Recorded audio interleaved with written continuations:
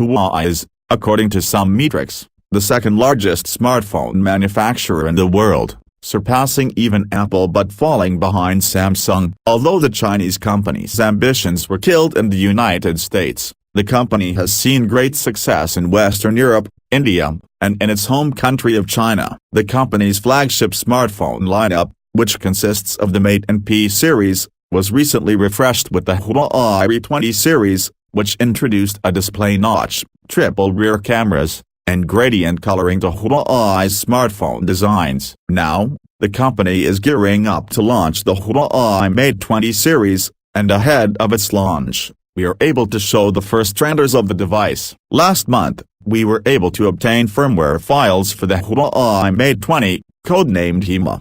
Based on these firmware files, we were able to provide some of the basic hardware specifications of the Huawei Mate 20, including the presence of the HiSilicon Kirin 980 system-on-chip, a 4,200 mAh battery, a 6.3-inch AMOLED screen, wireless charging, and a variant with 6GB RAM/128GB internal storage. We were also able to confirm that the software built on the Huawei Mate 20 is EMUI-based Android Pie. Now, we are able to share the recreated renders of the Huawei Mate 20 based on photographs of the original device. The renders published in this article are based on real-life photographs of the Huawei Mate 20 that XDA developers was able to view. The photographs of the device were of an engineering sample and came from a trusted Chinese source who got into contact with funkyhuawei.club. We verified the authenticity of the source based on details provided that first led us to discover the firmware files several weeks back. To protect our source's identity,